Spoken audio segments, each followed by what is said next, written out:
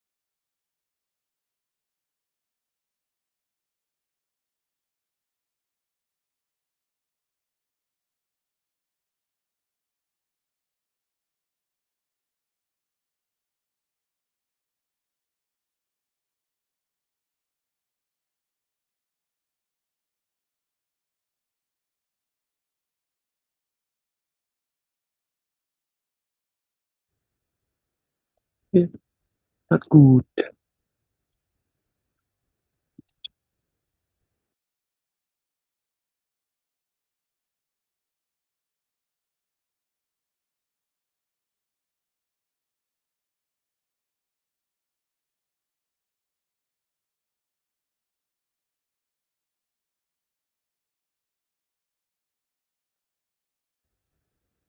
All right, it's been 5 minutes. So let's answer the questions together. Okay, number one, what are behavioral problems and where do they come from? Okay, Yến Vân.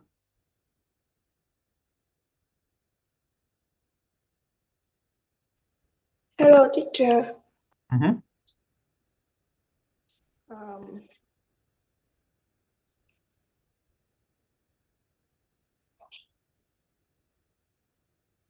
I Did you say, want yeah, Sorry, go ahead. I will answer this.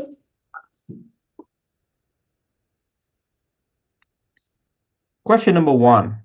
Did you want to Yeah, answer the question?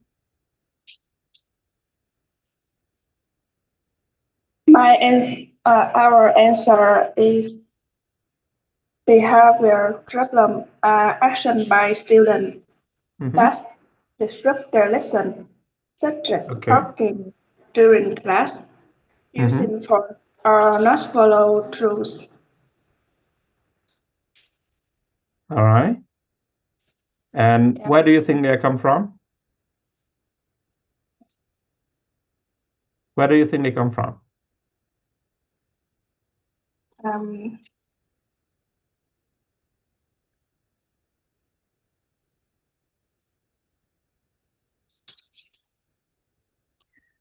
All right, sorry, thank you. Thank you, Yến Vân. Okay, Thảo Trinh, where do you think behavioral problems come from? Yes, for me, behavior problems come from several causes. The last one, the task or lesson too difficult. So two beginners get lost, or too easy or too easy. The false beginners get bored. The next one, the student don't understand instruction from teacher. Okay. And moreover, I think some activities aren't interesting or interactive, so children younger learner may talk out of turn and they don't pay attention in class. And the next one, young learners are active and make movement. And the last one, I think, it rules. It means students are afraid of making mistakes, so they aren't confident to answer the question or join the activities in class. Yes, that's all. Okay. Okay, very good. Thank you. So we have the answers from Yến Vân and from Thảo Trinh. You say that behavior problems are things that happen in class, okay, that disrupt learning, okay, and it usually happens because of the behavior of the students. So that's what you call behavior problems, right? And then you suggest it may come from a variety of sources. You say it may be because of the lesson, right? If the lesson is too easy or too difficult, then the students may not want to participate in the lesson, and it can cause problem, okay? Or they can cause problem because of their characteristics of their character, right?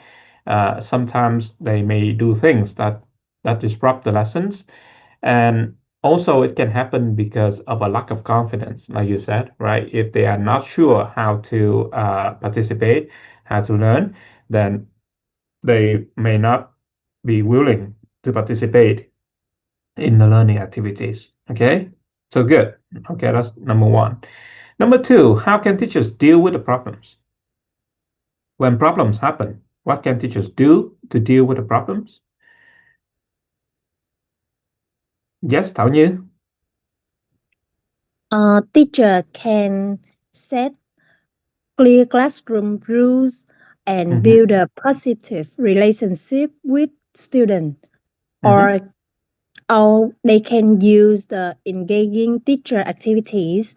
And the last one, I think, teacher, you need to address problem calmly and fairly.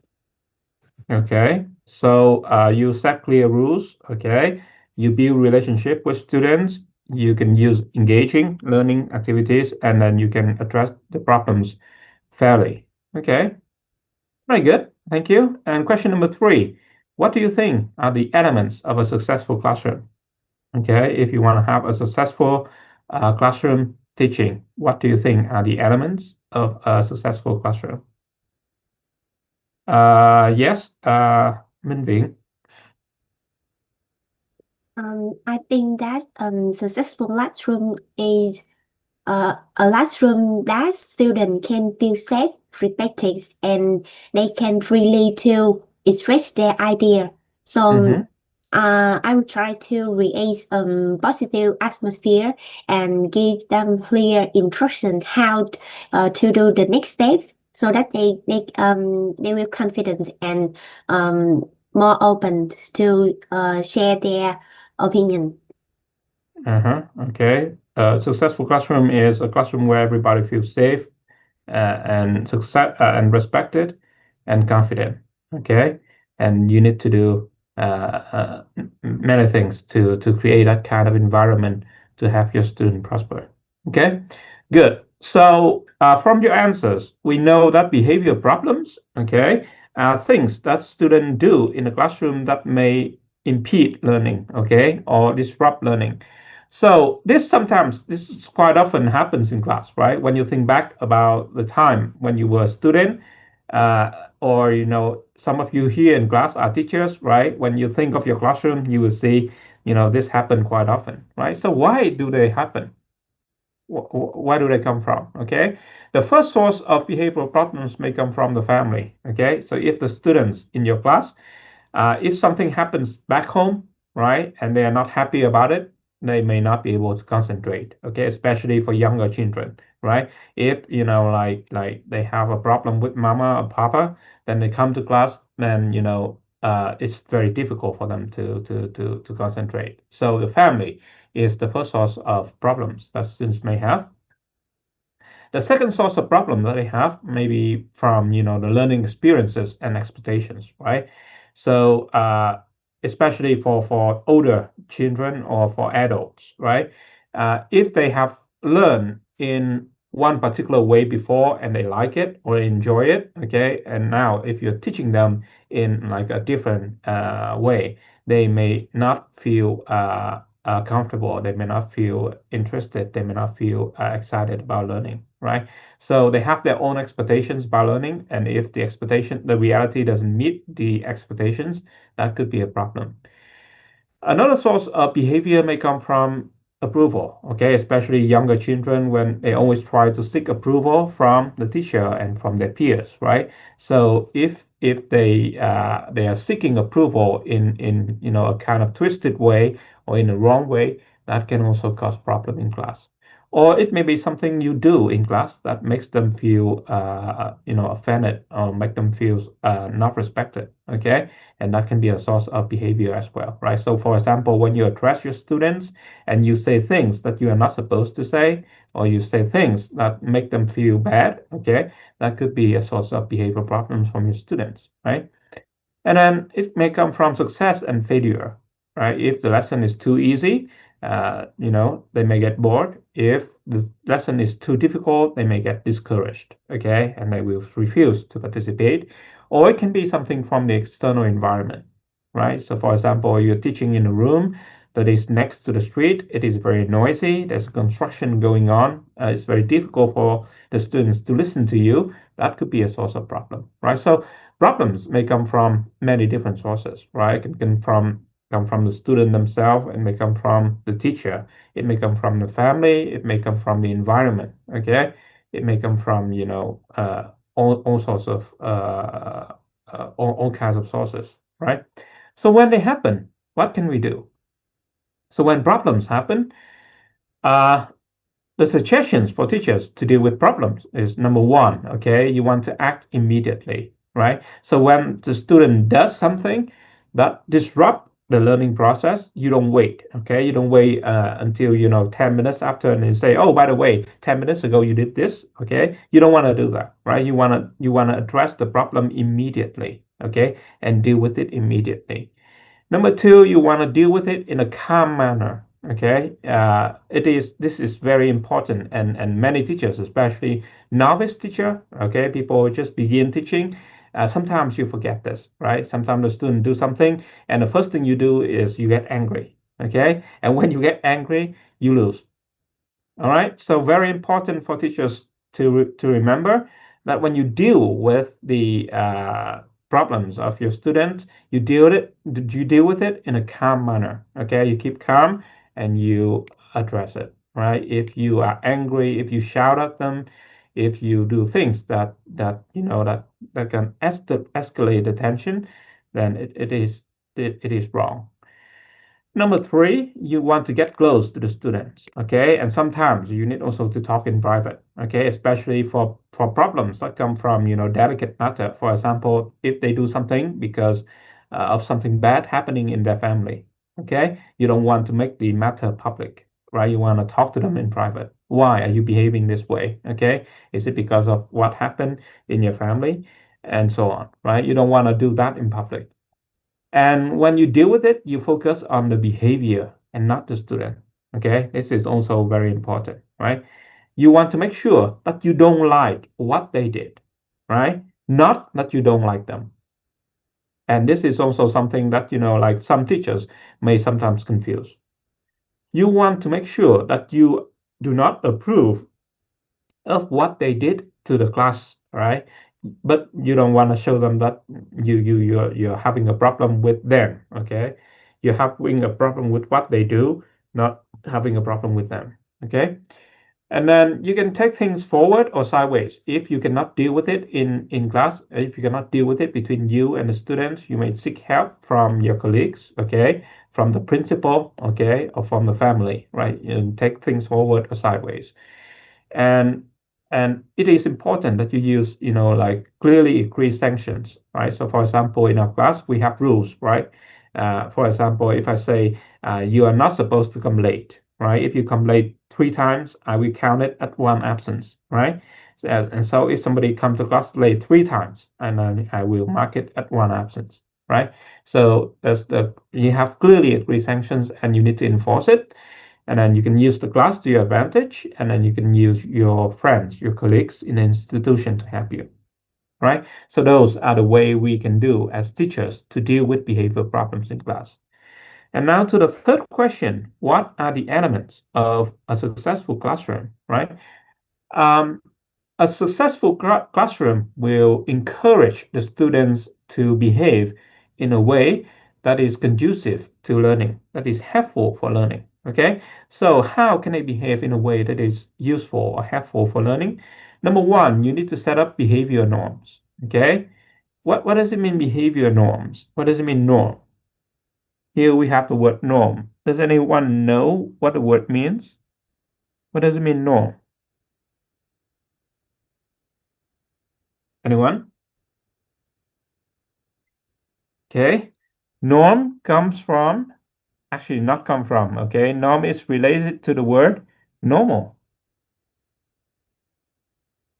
Okay, normal. You know what normal is, right? Normal means as expected. Okay, as expected, or that people generally expect, right? So for example, when you say normal behavior, it means behaviors that everybody expect. Okay, that is not special, that is not out of line, right? So behavior norms means you have expectations about how to behave, right? And how do you do this? You may set, expectations for your class by, setting rules. For example, remember in our class we have rules, right? I want you to come on time. I want you to do your homework on time, okay? I want you to respect the work of your friends, okay, in your group. I want you to, participate actively in class, for example, right? So those are what we call behavior norms, right? And the norms that we set here has to be explicitly discussed. It has to be negotiated between the teacher and the class, okay? And it has to be reviewed and revisited, right? So if I set a rule that we begin at 7 p.m. every day, but then 7, nobody comes, right? People usually come after 7:30, so you may want to revisit, and that's why. Why are you not coming at 7? Okay, if everybody is busy or having a valid, excuse for not coming at 7, you may want to change, okay, to 7:30 or so on. And then you need to think about how to teach for success. Okay, so when you have rules, when you have expectations, you need to be consistent in applying them. Okay, you can establish routines and procedures, right? In class, you do things repeatedly, regularly, every day. So when the student come to class, they know what they are expected to do. Okay. And then you plan for engagement. Okay, you design activities in which the student will participate. They will have games to play. They will have discussions to do. They will have group work, brainstorming activities, pair work, individual work, and so on. Right, and then you prioritize success and you treat everybody equally. Right, so those are the elements of a successful classroom. Okay. All right, so I want you to think about this, right?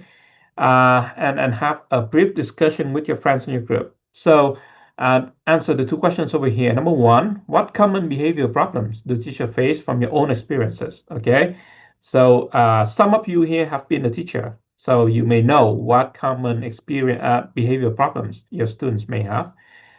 If not, many of you here have been a student. All of you here actually have been a student before, okay? So think about what you did in class that may cause problems for your teacher or for your friends, okay? And think again and say, how would you deal with these problems, okay? So if you're a teacher, tell me what you would do to counter the problems. And if you're a student, okay, imagine yourself as the teacher and ask yourself, what would you do to counter such problems, okay? All right, I'm going to give you 5 minutes to discuss this. And then after 5 minutes, I'm going to ask some of you for your answers, okay? Right, 5 minutes go.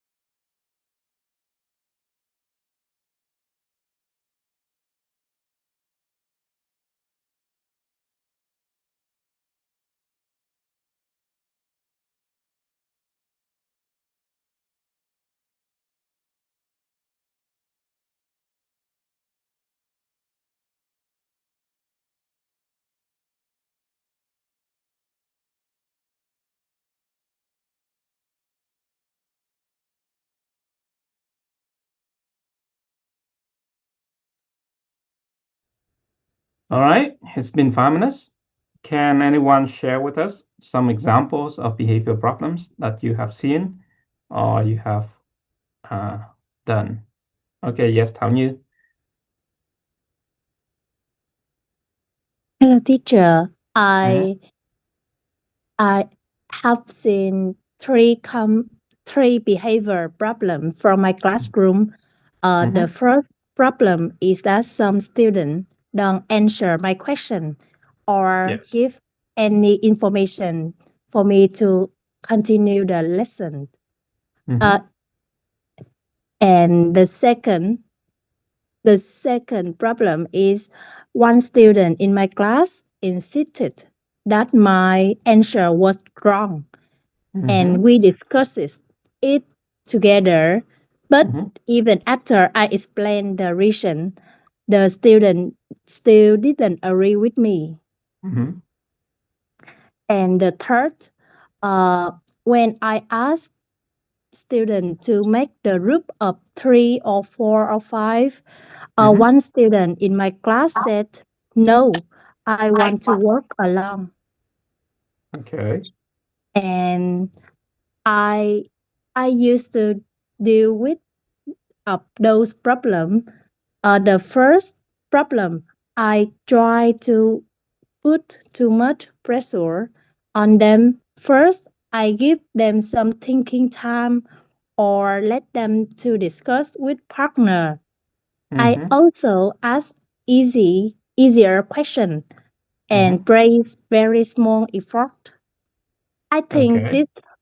this will help students to become more confident and easier to participate with my lessons. The second problem, I stay calm and respectful. Instead of ruling, I ask students to explain their opinion, and then we check the textbook or another reliable source together. Okay. If the student still not convinced, I suggest discussing it after the class. After I ask my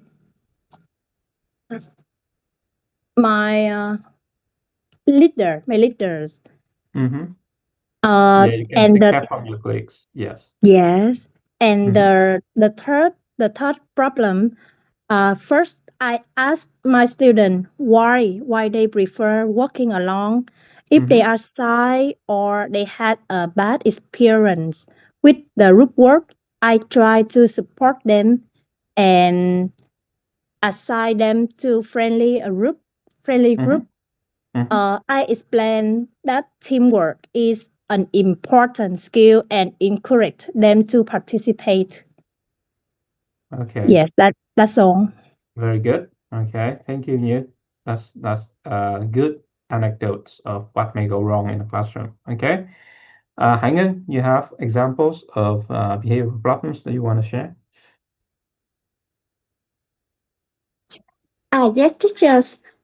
For me, I think the most common behavior is from me like the student talking during the lesson and they lack of the attention or concentration.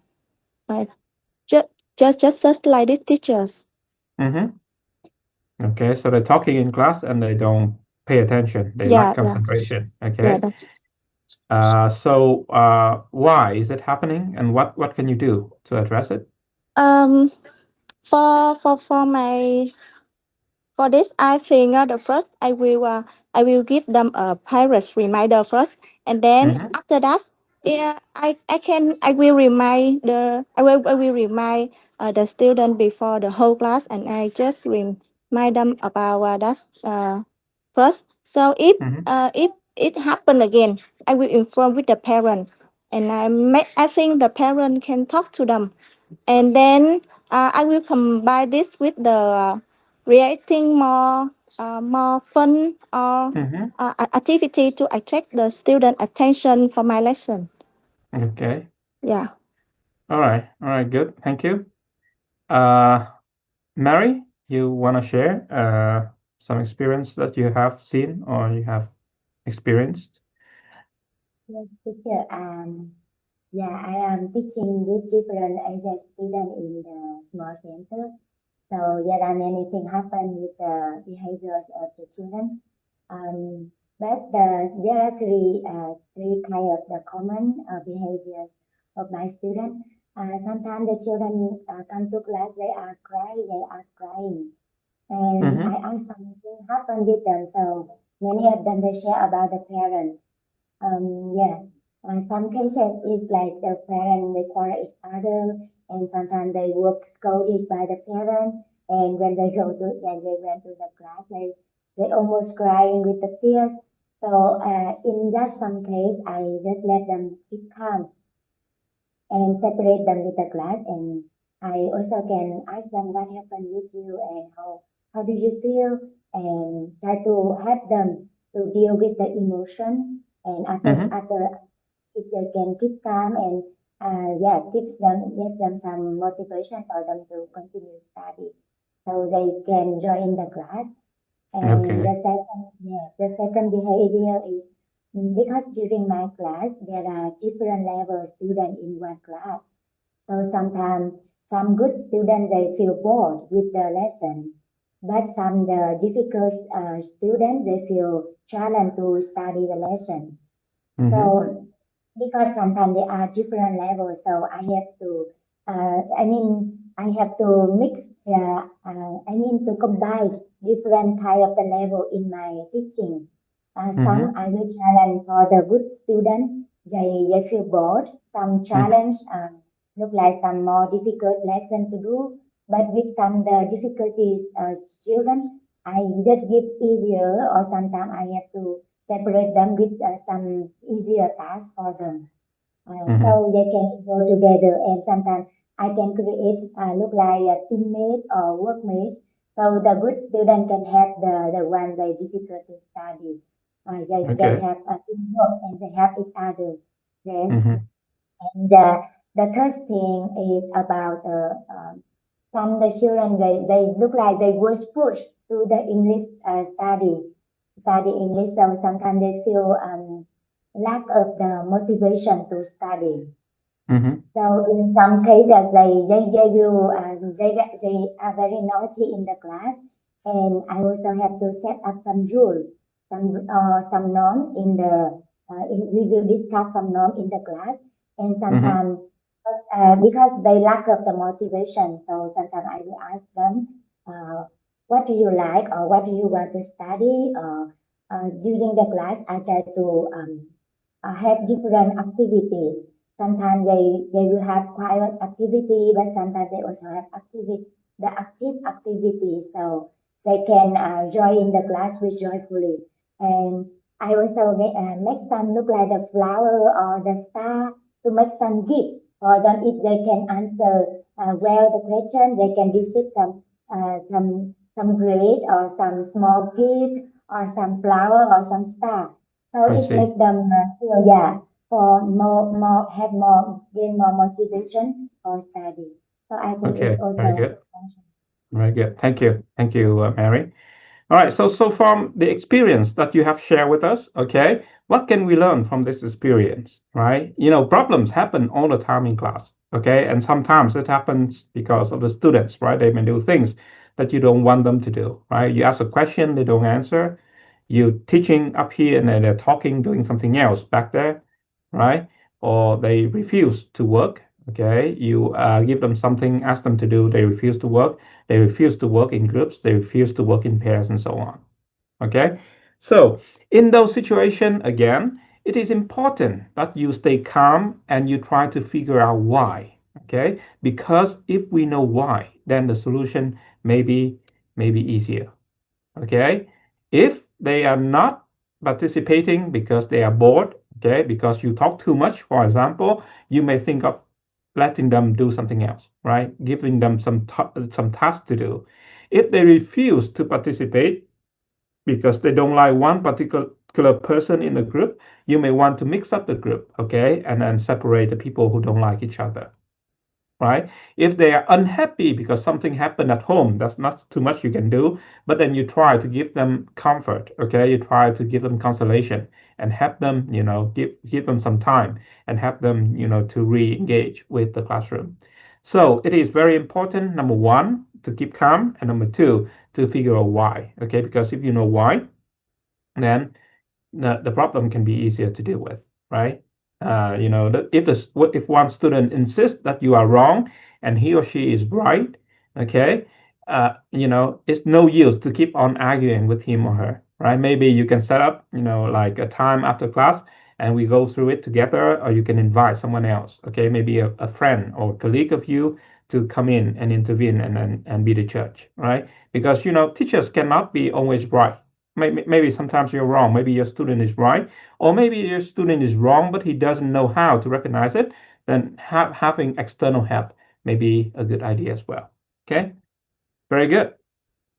Now we're moving on to the second part where we talk about technology for learning. Okay, so that's the first part. We talk about behavioral problems, and then the second part will be about technology for learning. All right. For this, we have a very interesting chapter in the Hammer book. Okay, in the Hammer book, if you have read the chapter, it talks about how technology can be used for teaching and learning. And if you look at the chapter, you see this. Okay, you see two pyramids, right? You have figure one on the right.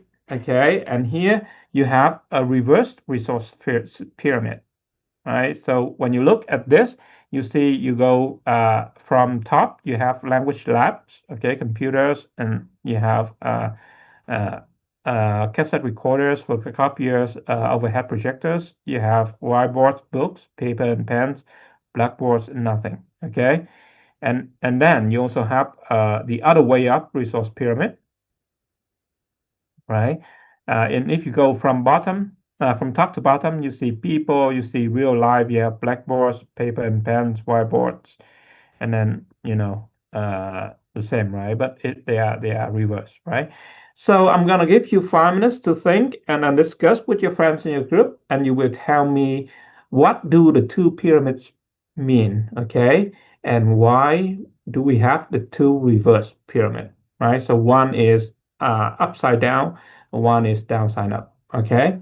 So 5 minutes, discuss the two questions. Number one, what do they mean? Okay, what does the author want to tell us? And number two, why are they reversed? Okay. All right. 5 minutes go.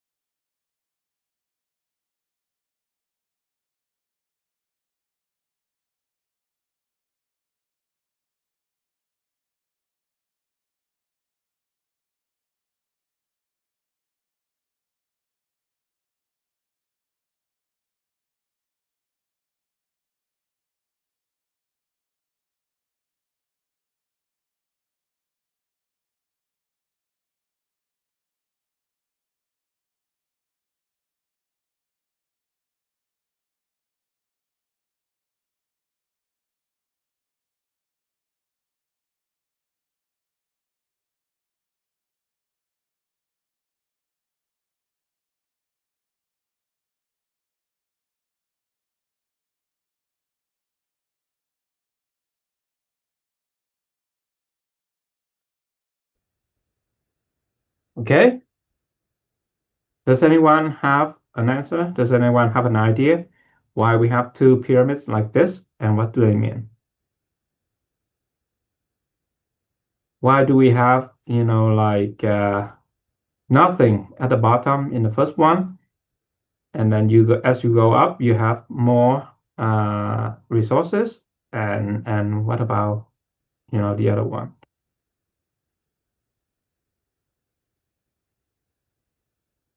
Can anyone answer this question?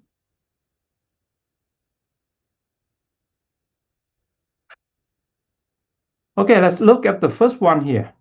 Okay, let's look at the first pyramid over here. What do you think it means?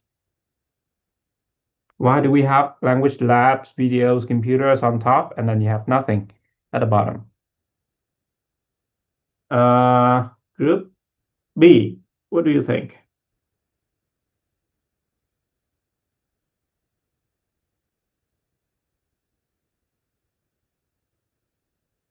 Group B, just tell me what you think, okay? You don't have to be correct. Just why do you think it happened this way? Why do you think the author put this?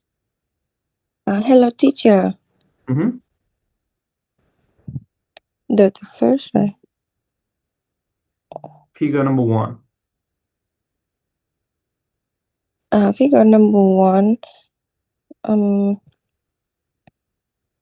The reverse resources pyramid places technology at the top. It suggests that modern resources such as computers, videos, PowerPoints, and language are the most important tools for teaching. It reflects the idea that technology can make lessons more engaging and interactive. Mm-hmm.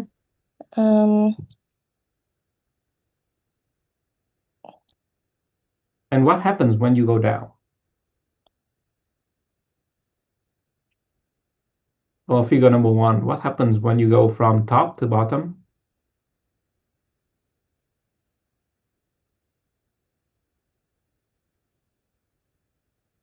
What happens? When you go down the pyramid, the teaching resources become simpler and less dependent on technology. At the top, teachers use advanced technologies. As you move down, the resources become more basic, such as books, paper, and pens, and blackboards. At the bottom, there are even no teaching material at all. The main idea is that the teacher should not depend only on technology. They should be able to teach effectively, even with simple resources. Okay. All right, good. So that's, I think that's a good interpretation of figure number 1. Thank you, Group B. Is it Group B? Lynn, are you Group B? Yeah, I'm Group B. Okay, good. What about figure number 2? What do you think? Why is it now reversed? Okay, why do we have people at the top and then technology at the bottom? Group D, what do you think?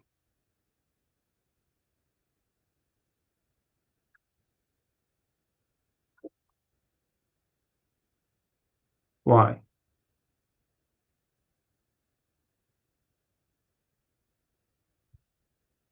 Group D, anyone from Group D?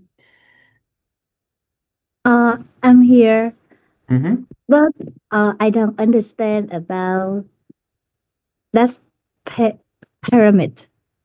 You don't understand? You don't have no idea? Yeah. Yes, Okay. I don't have. All right, what about Group F? Just tell me what you think, okay? Why do you think, it's now reversed? Group F? On the figure figure number 2, the other ways of resources pyramids. I think this show the approach that people and real life on the top and followed by the other thing. So I think that people and real life experience are the most important and valuable in learning resources. So the teacher have to encourage communication, discussion, real life practice and interactions more than technology. It doesn't mean that technology isn't important, but it's only the vehicle, the mean to support our teachings and not relate the interaction between the teachers and the student. For example, instead of showing the pictures of an apple and say that apple on the ring, teachers can bring the real apple to the classroom and show them apple in real life instead of through pictures or video like through the rings. It's in more memorable and more practical because students can touch and can remember the object more effectively. Okay. All right, good. Thank you, Group F. Right. So you can see here we have two pyramids, right? When you look at figure one, the pyramid on the right, okay, you go from as you go from the bottom to the top, you go from nothing, okay, and as you go up, the technology becomes more advanced, okay, more developed, right? Or if you go from top to bottom, as you go down, like group B said, okay, the more you go down, the technology becomes more primitive, okay? So what does it mean? If you look at this, you can realize this is the history of how people teach and how people learn, okay? When we began teaching, we began with nothing, okay? If you look at the first, lesson, maybe thousands of years ago, right? When people began to learn, they began to learn with nothing, okay? And then as they go up, okay, slowly we're adding more things into how we teach and how we learn, right? So after a few 100 years, you have the blackboard, and then you have paper and pens, and then you have whiteboards and books and cassettes and language labs and videos, computers. Even now, okay, you have internet, okay, and then you have AI, right? So the more you go, the technology becomes more advanced, right? And it becomes easier for the teacher to do the job, right? If you teach with nothing, and if you teach with the blackboard, it may be less effective compared to if you teach with, the internet or with AI, right? But then you have the reverse resource pyramid on the left, right? So when you look at it, you see, okay, this is how we are teaching today, right? You are teaching now today with a lot of resources available to you. You can use the internet to teach. You can use AI to teach. You can use computers. You have language labs. You have videos. You have many things. Okay. Even the lesson that I'm working with you now is delivered on the internet, and it's using PowerPoint, right? So it's very common for people to do this, to work like this, right? But okay, the higher up you go, okay, the less technology you have. And the less technology you have, it requires more skill from you, okay, to teach, right? So I can easily deliver a lesson with PowerPoint, with the internet, with a lot of resources you can see here. But if, for example, we don't have PowerPoint, we don't have the internet, right? We don't have the cassette players, we don't have projectors, we don't have whiteboards, okay? The higher up you go, okay, the less resource you will have, and then teaching rely more on the skills of the teacher, right? So in all, what is the most important element in teaching? It is not the technology, okay, but the people and the real life, right? If you're a teacher and you can use people, you can use real life to help your student learn, okay, then you are a better teacher compared to someone who just need or over reliant on technology to do the job, right? So you see the kind of like a paradox here happening, right? The more we go, the more we advance as a society, the more resources, the more tools that you have.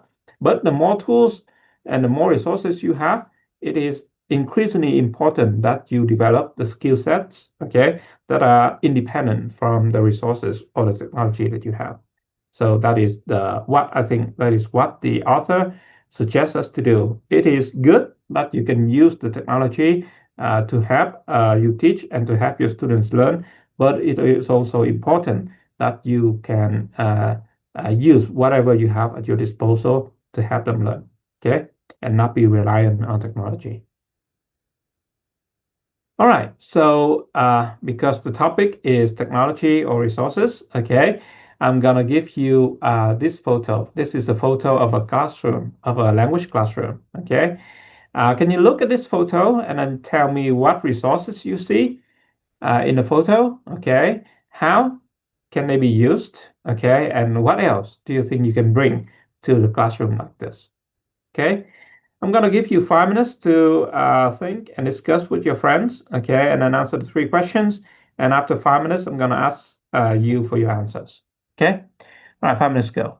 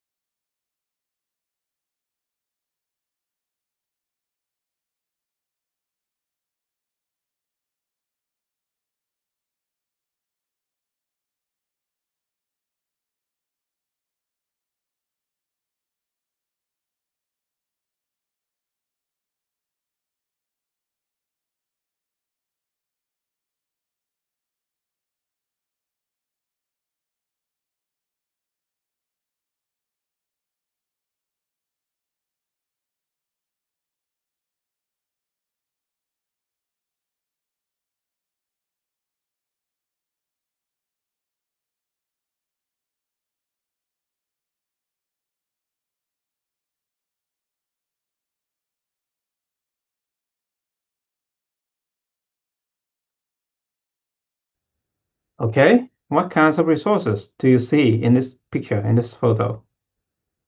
And how can they be used? Yes, Thao Chen.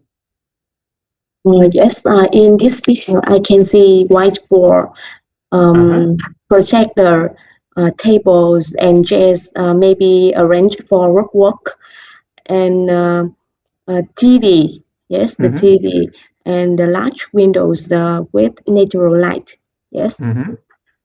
Okay, so you see whiteboard, projector, table and chairs, TV, windows. Yes, they can be used whiteboard for writing explanations, grammar, or instructions. The TV, they can show videos, slides, images for lessons for students. Tables and chairs for group work, pair work, or discussions in this lessons. Okay. Yes, and windows with natural light create a comfortable and positive learning environment. Yes, so students can comfortable to learn effectively. Yes, Okay. that's all. All right. Very good. Thank you. Anything else? What else do you see? Do you also see in this room? Besides the things that Tao Jin pointed out? There are more. Okay. Group G. What else do you also see?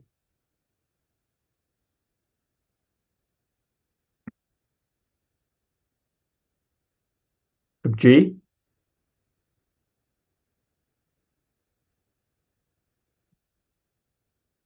Group A. What else do you also see?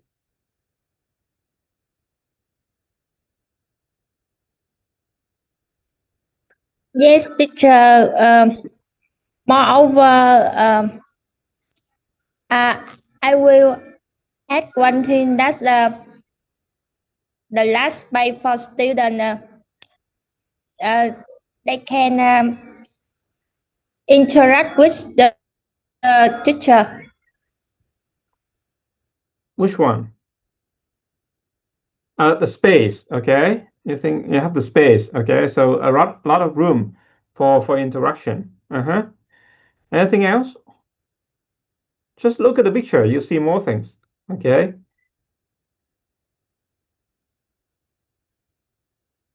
Yes, Mary? Yes, teacher, I also can see the air conditioners. Actually, the air conditioner very function, especially when students have more active, they can be sweat. So the air condition can make them feel comfortable and cooler. And besides that, I also can see the rack or the mat on the floor. It's very helpful, especially for the young learner. They can have many activity on the floor. Okay. It is also very function. It can keep them safe. Besides that, there are some west bins around. That is very practical because it can keep cleanness. Whenever they have activity or something to push, so it's easier and has something to. Okay. All right. And thank you. I'm sorry. And more? Yes. And then electricity is also provide enough light for students. Yes. Okay. All right. So when you look at, thank you. When you look at a classroom like this, you see a lot of things, okay, that can be used to help teaching and learning, right?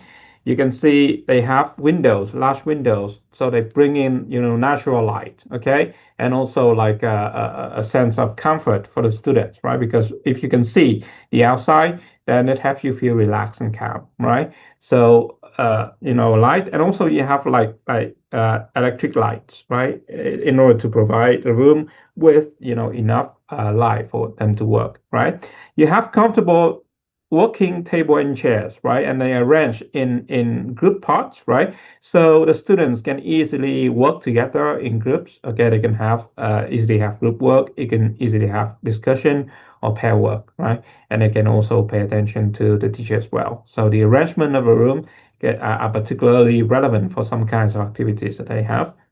You have the whiteboard, okay, where the teacher can show things and then can write things on it, right? And then you have the projector when the teacher can project things onto the board, right? So the students can have an easy time following the lesson.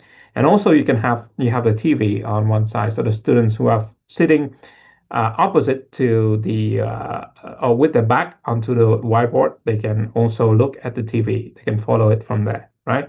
You have air conditioner to keep the atmosphere in the classroom comfortable for everybody. The air comfortable for everybody to learn, right? You have, the rooms is decorated in colors that help you feel calm and concentrate on learning, right? You have waste bin in for every desk. It means you can easily, have discussion, have brainstorming activities, and if things don't go well, you have you have a place to get rid of your ideas. So in general, the arrangement of the classroom here, it helps people concentrate, it helps people learn, and it creates like a positive environment for people to work, okay, in group. But what else do you think you can bring to the room? Okay, if you can add something to the room, what will you add? If you can add something, yes, Nhi? Yeah, hello, teacher. I think I can put a reading corner in the classroom because I think a cozy area with curtains or small book and age-appropriate storybook is so suitable for students in the break time. Okay, so you can Yeah. put a corner with books. Okay. Yes, or I think it's and a bookshelf to have flashcard or learning material or storybook is so suitable for them. And next, I think audio equipment because the sounds. I think a sound system to ensure clear audio during listening activities. Yes, Okay. thank you, teacher. All right. So yes, books for students to read, and then audio equipment for them to listen. Okay, for listening activities. Anything else? What else can you bring? Yes, Mary. For me, actually, this classroom is suitable for the adults, but like for the children, I feel a little bit bored. So with the children, yes, if this class used for children, I will put some more pictures or the poster, and some visual aid, look like vocabulary charts or grammar poster, student artwork, created one corner for student artwork, or look like for even some inspirational quotes can put also can make some the wall is more engaging for younger learners. Okay. And besides that, I also think some because for the children we also pick with the real object. We can look like when we pick some purpose or flashcards or the boxes and some support communicative activities or something for the physical response also need to be there. Okay. All right, very good. Right. So for younger children, okay, maybe more pictures, more posters, okay, more visual objects to help them learn better, right? So, even when you have a very modern looking, a very well equipped classroom for teaching, there's always something else that you can bring to the classroom, okay, something else to help the students learn better. So this activity for you is to begin to think about where you will be teaching, right? So when you become a teacher, there's always a place that you will be in. There will be always a room that you will be in to teach your students, right? Think about the room. What do you have? What don't you have? Okay. How can you use the things that you have in the classroom? And what else can you bring to the room to make it, efficient, to make it good for teaching and learning? Okay. So these are the questions that you need to ask yourself as a teacher. What resources do I have? What technology do I have? what technology can I bring to the classroom and so on. And when you think about it, it is important to be aware of the difficult issues around technology. Okay, we have things we need to consider. Number one is the digital divides, right? So when you plan a lesson that uses technology, think about the students who don't have access to technology, right? Will what you teach in the classroom be too much for them? Okay, or will it create a difficulty for them that they cannot compete with other students in the class, right? So for example, if I design my course on Google Classroom, maybe there are some of you here in the classroom who don't have an internet connection at home, right? Or some of you here may not have a computer, right? And so what I require you to do in class, for example, download materials from classroom, answer the questions on the forms, okay, do the quizzes and so on. It may be putting some of you here at a disadvantage, right? So think about it, right? So what about the digital device that we have? Number two, think about a digital literacy, right? Some people are more comfortable or more fluent with technology, but some people, especially older people, okay, they are not that good with technology, right? So for example, if you ask my parents to use email, that is something that they cannot do, right? They don't have email addresses. They don't know how to use email, right? But younger people, email is becoming irrelevant even nowadays, right? They have a lot more different resources to use instead of just email. So digital literacy can also a problem, especially if you're working with like older generations, right? And then there is the unequal participation, right? So if you require a lot of technology in your teaching and learning, then the students who are not literate enough, who are not advantaged enough to have, like access to technology, may feel discouraged and they may not participate as much as other students, right? So put all of this into perspective and think of a way that can help everybody in a classroom learn, not just some students who have better access to the internet, who have better access to computers, or who are more literate with, technology. Okay. All right, so that's everything we want to cover today, and I want to close our discussion this morning with two questions. Okay, number one, think about what kind of technological resources are you going to use in your lesson plan, right? So each of you is going to teach a lesson. Now think about what kind of resources are you going to use, right? And how are you planning to make it work, right? Are you going to use, videos? Are you going to use pictures? Are you going to use flashcards? Are you going to use just the Blackboard? Okay.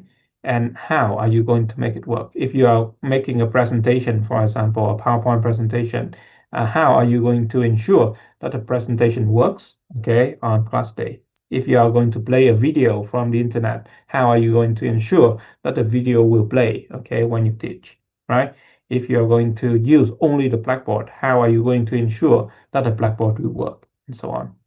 I'm going to give you 5 minutes to think about this, okay, and then discuss it with your friends, right? And then you will write down the ideas in your lesson plan, right? There will be a section where you have resources and materials, right?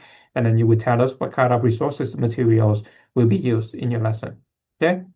All right, so I'm going to give you 8 minutes to do this, right? Think first and then share with your friends. And then we'll come back at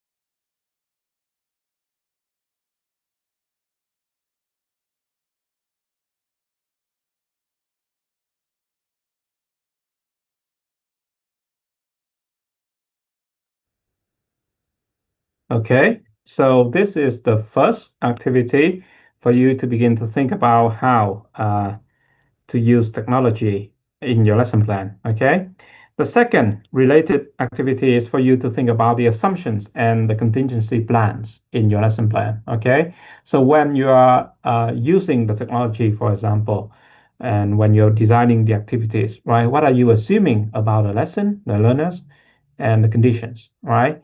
What if your assumptions are wrong, or what if some things may go wrong? Okay, and if it does, how would you deal with it, right? So, for example, you may think that the students will be happy and enthusiastic to learn your lesson, right? What if something happened in class and the mood is down and they are unhappy, they don't pay attention to your classroom? What if they are overexcited and then they have they are overexcited and they do not pay attention to the classroom? They're having like a fight.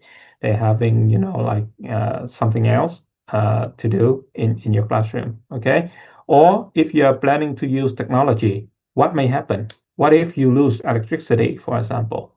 Okay, or what if the lesson that you think is easy is too difficult for them, right? So many things can go wrong based on your assumptions, right? And if they go wrong, what can you do about it? Okay, what can you do to help the situation? So I want you to think about this, okay, and then reflect it in the lesson plan, right? So in your lesson plan, I want to see the resources and materials section. That was, you put it in here, right? And then the assumptions and the contingency plans, things that you will do when things go wrong in the classroom, okay?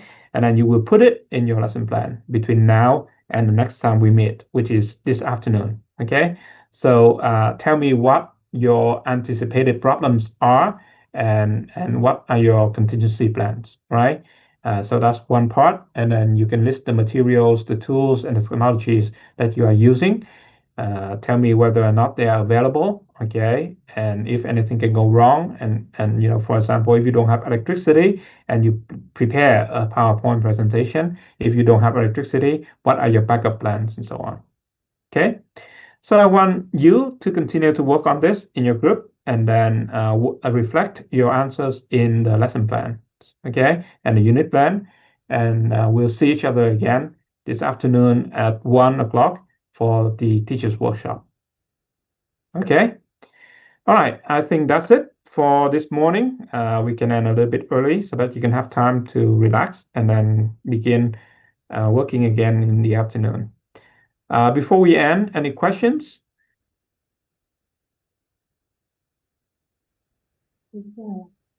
Yes. May I ask the question? I mean, we will see look like what technical resources we will do with in our personal lesson plan, and with the slide before also. So all of these things we will put together in the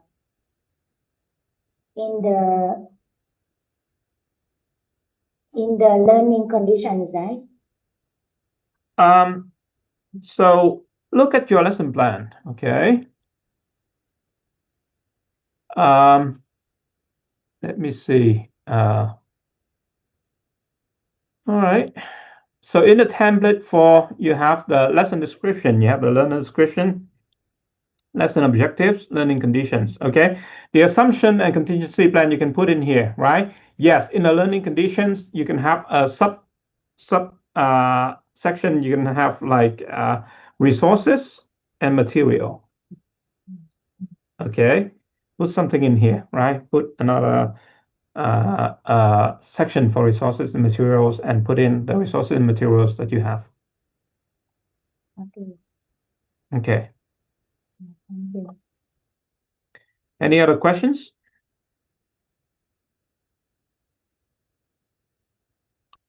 All right. If you have no questions, thank you very much, everybody. We can stop here this morning, and then I see you again this afternoon at 1 o'clock, and we can have the teachers workshop. Okay. All right. Thank you, everybody, and see you this afternoon. Bye-bye. Goodbye, teacher. Thank you. Yeah. Bye-bye. See you. Yeah. Yeah.